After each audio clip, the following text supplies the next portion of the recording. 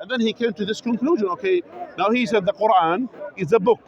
When you read it, when you understand the details of the Quran, you will be in one of the two options. To assume this book doesn't exist as if you never heard about it and just move on in your life. And if you know this book exists and it's fact, that means you have to accept what it has. So this is the dilemma that he went through. And that's Jibril Lang is one of those people. Just he's a professor, an academic person, and eventually he accepted Islam after studying the Quran. Now, one of the things, this is what we are giving you today. My family has a copy. You could have, that's yours. You don't have the family, just family. So, for example, one of the things about the Quran, that there are certain, what we call it, real facts in the Quran, not necessarily scientific facts. Those are facts in the Quran, mentioned in the Quran. Now, I will give you a few examples, and then you think about it. What do you think the knowledge of the people 1400 years ago about cosmology?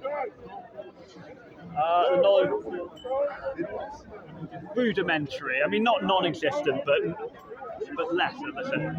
What do you mean? Like, give us detail. Do you think they know about the details, the stars? The stars are millions of years away from us. All of these things. Do you think they have the idea about that? I mean, some knowledge. No. Not.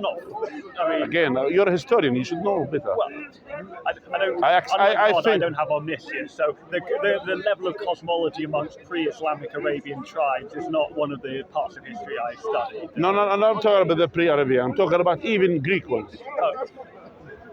I mean, I know a bit about that. So they had some even ancient of the stars and of the planets, but they they didn't have the same amount of knowledge as us.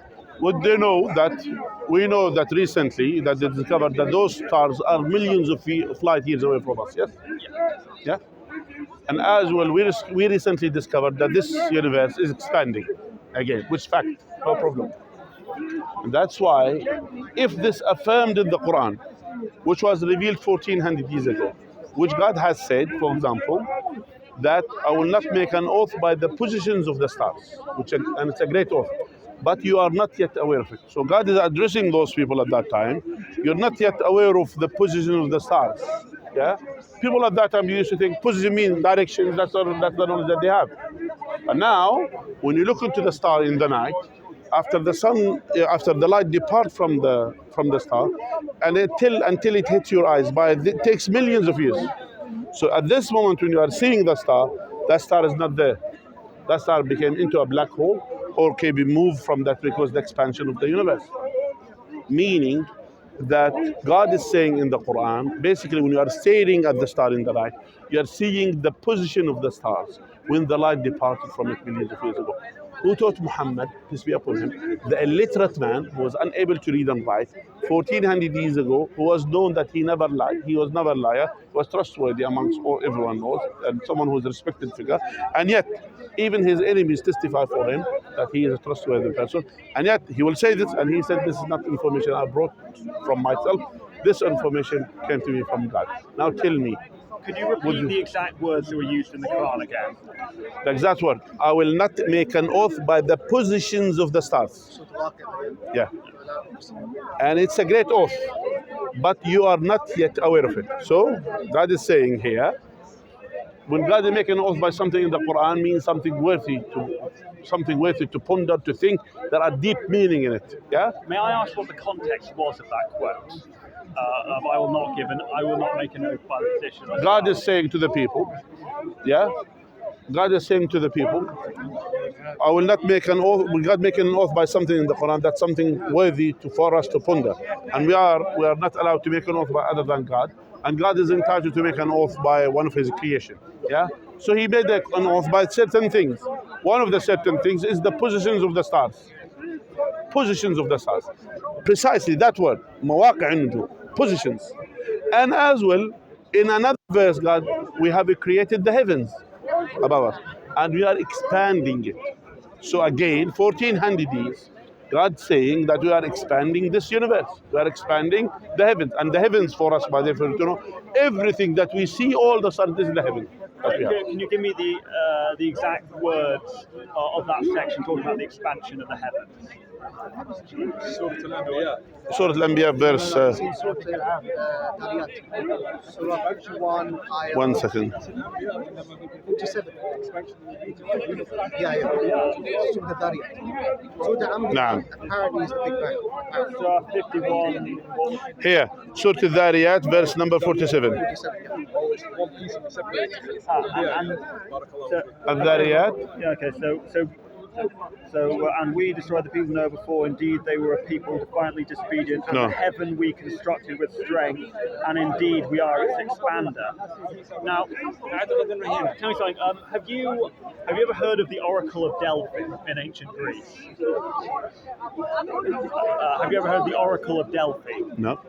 So this was this very important oracle in ancient Greece. So Delphi was one of the holiest sites in ancient Greece, and people would go to the oracle and ask, particularly if they were about to go to war, they would ask for a prediction of the future from the oracle, who was supposed to speak for Apollo, one of their gods. And the oracle has become sort of infamous for the fact that these predictions that are supposed to have been given, whether or not these stories are true, that's another question, but in these stories, the predictions that the oracle gives, they often come true, but they're often worded in a way that's sufficiently vague that multiple different options can then, if they happen, can then be interpreted as a fulfillment of the prophecy. So, for instance, a man is about to go to war. By the way, but that's not the case here. Here, that's totally that we say.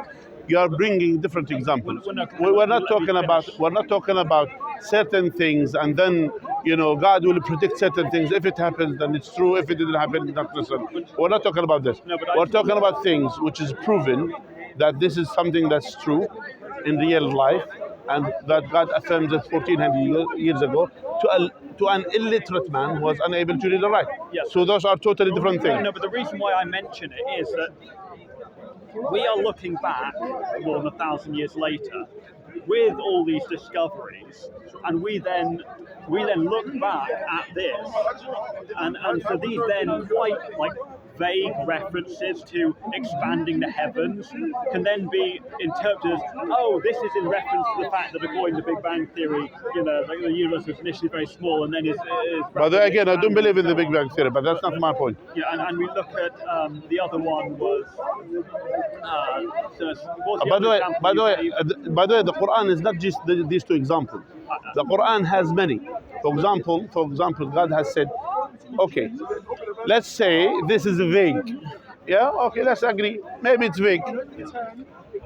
Now the question is, do you think the people, they are aware what is happening deep in the bottom of the ocean 1400 years ago? Depends what it is at the bottom of the ocean they're referring to, but they wouldn't have had details. They wouldn't have details. Would they know that there is deep in the ocean, there is something there that's happening? Would they know or not? Something happening. Like I will tell you, for example, certain things, specific things. Is there a possibility? I mean, before going to the submarines and these things, is there a possibility? It depends how specific you're talking. I will come to the specific ones. But my point is, do you think there is a probability? Not that they would have had detailed and very accurate knowledge of a lot of specifics. So Good, general things that they would have been able to Good, that's fine. I assume you have an example. So God has said, those who are away from the guidance of God, like someone deep in the bottom of the ocean. Above him there is a wave. Above the wave there is another wave. Above the sea there is a cloud. Even if he took his hand out of his pocket, he will be unable to see it. Darkness upon darkness. And whoever God doesn't show him the guidance, which is the light, will be in misguidance. So here, God is describing certain type of darkness. Not normal darkness, certain type. We know when the sunlight comes, which we discovered again recently, and if it's a cloudy weather, that the 40% of the light will be reflected back. And then 60% will go through. Roughly a rough number, a rough figure. Now, if there is people, everyone observe the surface waves of the sea. No problem. There are surface waves of the sea. What does the wave does to the light? It breaks the light. Yeah, and that's another scientific, which we call it fact. So the waves of the surface of the sea breaks the light. Everyone observe this, no problem. Now we recently discovered deep in the ocean there are other types of waves travels in a different direction than the surface waves, which is there. They are called the sea current, and the sea current as well travels by waves. As well, they found as well in certain oceans there is as well two layers of the sea. So there is above there is the one you could say the above one layer, and there is in the bottom there is another with different condensity, with different, for example, in terms of minerals, etc. They found like another type, waves. yeah, and that internal waves inside in the ocean travels in another direction. Whatever remains from that light, it will be broken by the underneath, which is again discovered recently when they invented the submarine and they went inside and then they found something that is the waves. And deep in the ocean is absence of light, pitch dark. I would argue that it's a fairly reasonable thing to assume that if you're at the bottom of a deep ocean, and there's clouds above the That ocean, is not the you won't that get is lots of light. that is not the fact I'm talking about. I'm talking about the layers of the waves. Again, I would say, so what I was saying before is that we are looking back after... No, we're not looking. We're looking now, not back. We're looking now. But let me finish. And by the way, Explain what the I'm Muslims saying. believe this. They are under the ocean. There is another waves deep there. They believe this. It exists without them discovering it. Right, so what I was trying to say... So is that- it's not looking back. Well, no. So this is a detailed argument. This is not assumption or could be right or wrong. This is a detailed one. I've let you speak. Can you let me give my response? So when we in the 21st century are reading the Quran in this case, with all the sort of modern knowledge and all the discoveries, and if a person who believes that this is true, and believes this is divine revelation, is reading through these various passages, we can then see a fairly sort of vague reference. That's not like vague. one- What I told you is vague. Hold on a second. Please talk about that. Don't. That's not vague. No, hold Two on. layers of the waves is not vague. Can you please let me finish? So a reference like, I will not make an oath upon the location of the stars, and we can then, you as a Muslim can then look back at it and say, oh, this is proof that he knew that. I'm talking about the waves. Please, let's discuss the No, waves. but I didn't get That's clear. get That the- could be. You could say. I will say. I will give you the credit. That could be the position of the stars. Could be. Even though, which for us, this is an overwhelming. I will say. Let's use your own argument. Huh? Yeah. Which is an overwhelming as well. Evidence is for us to believe this is true because here we're talking about the